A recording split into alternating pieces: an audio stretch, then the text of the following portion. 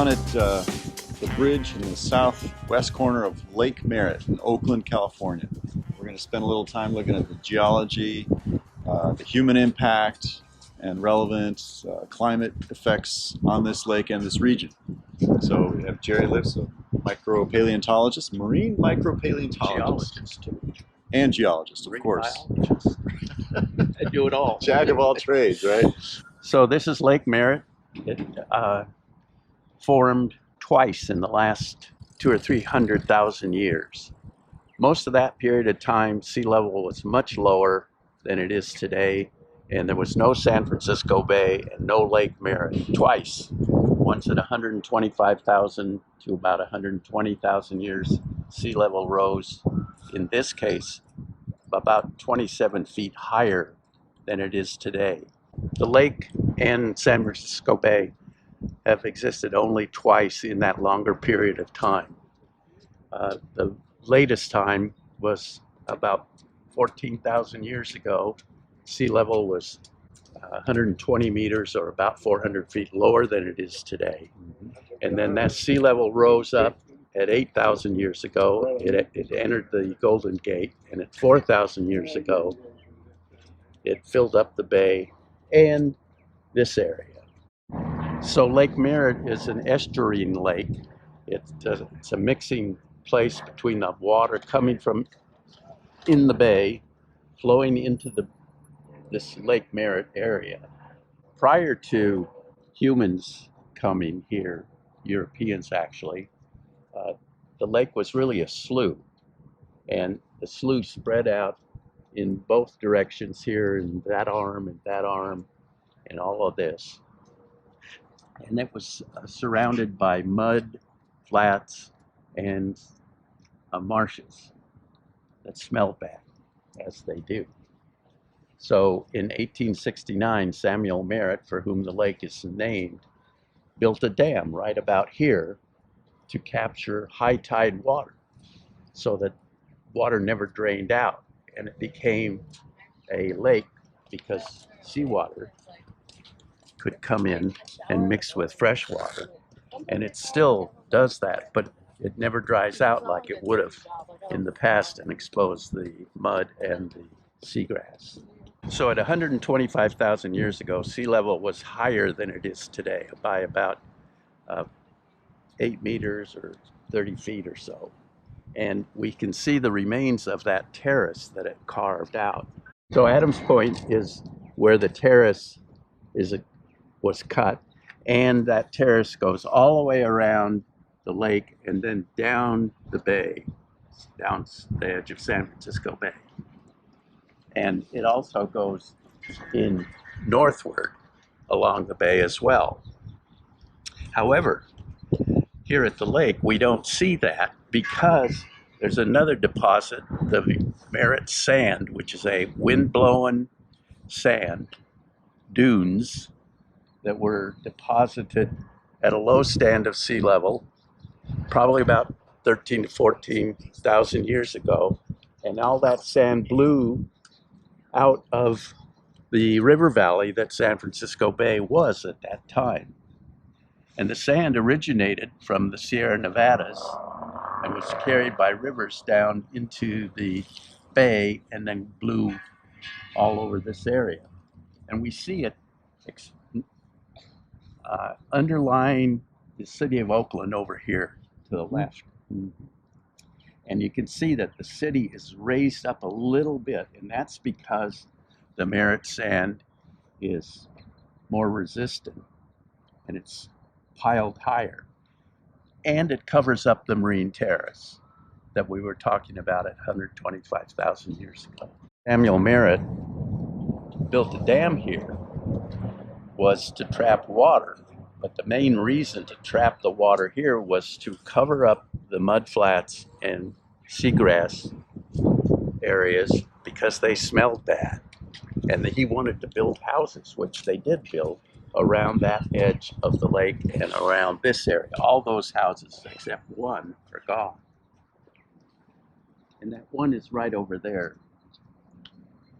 That's the Cameron Stanford house, built in 1876. by Samuel Merritt on the shore of the lake. And then there were several more of them along the lake. Most of them have been destroyed and replaced by 2 or 3 generations of other buildings. For example, right over there you can see what's now the Lake Chalet restaurant, but it used to be the boathouse for the lake, and prior to that it was a water pump house.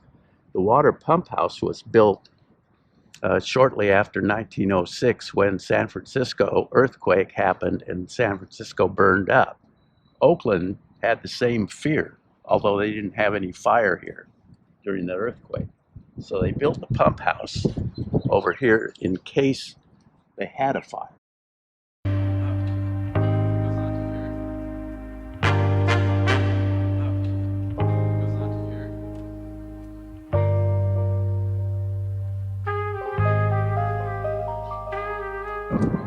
So the lake has about 600 species, I estimate, that live in the lake, more or less permanently, although some are transient into the Bay of San Francisco and into the lake.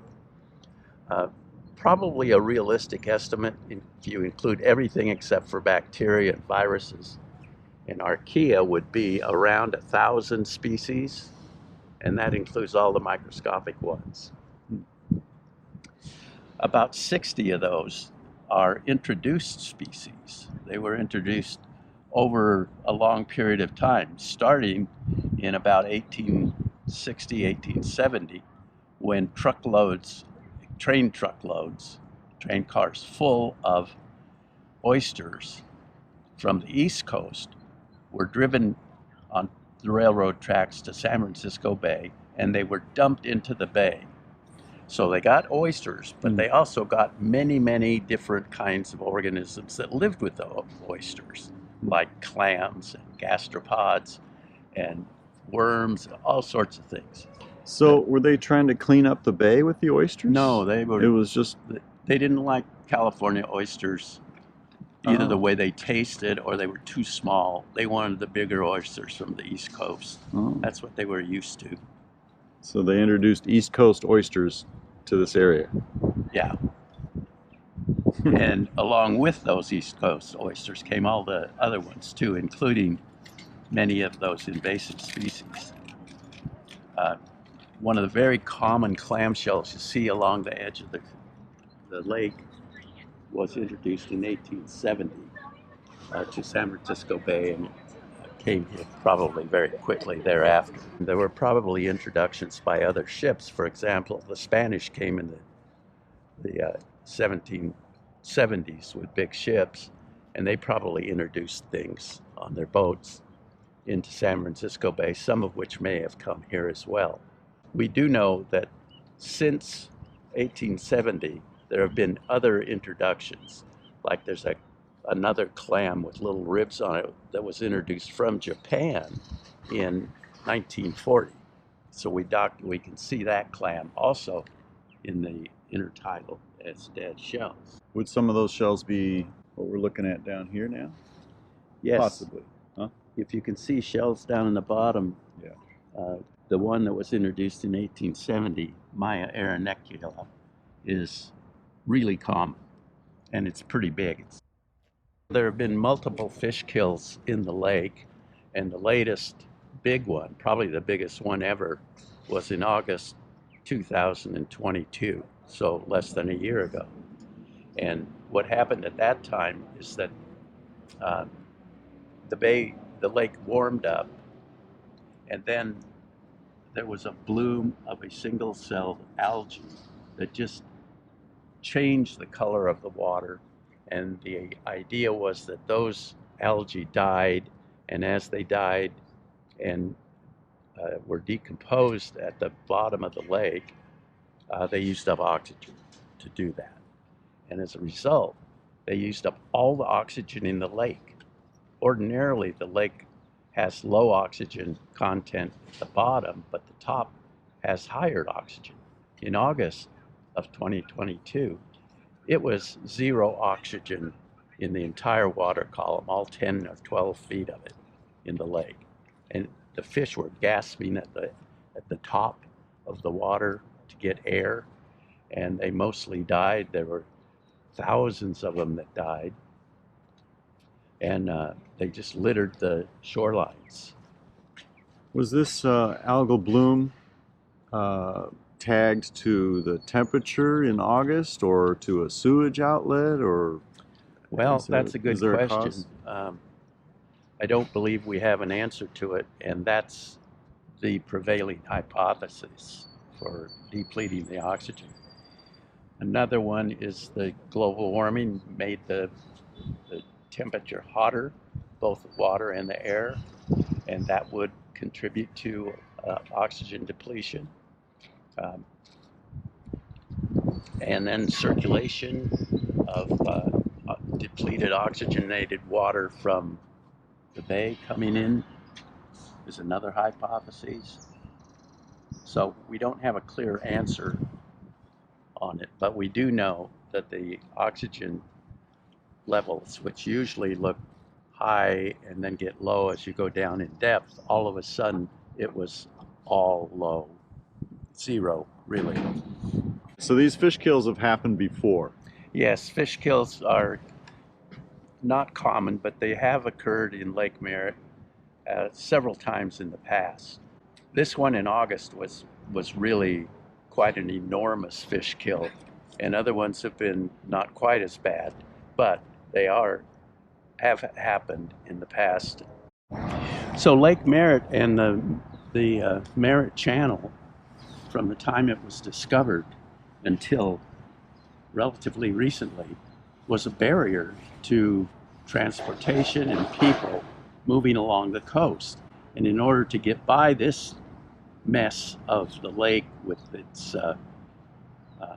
mud flats and seagrass marshes and the channel, they had to go all the way up into the hills and cross through the hills, which was going up and down because of all the channels, storm and river channels cut into those alluvial hills. And it wasn't until 1852 that built a bridge, which was a toll bridge at 12th Street for people to cross. The citizens of Oakland got mad about that because they didn't want to pay the toll, so they built another bridge that would take them to the other side of Lake Merritt and this channel. So it was really a big blockage during the Spanish and Mexican time periods in the first part of American occupation. As you can see, there's a lot to Lake Merritt that meets the eye. In addition to the fascinating geology and history of the area, Lake Merritt also provides a lot of enjoyment for local residents and visitors through its parks, entertainment, and walkways that stretch around the entire lake. If you enjoyed this video, please hit the like button and subscribe to receive notices of future video releases. You can also check out some of the links below for more information about Lake Merritt.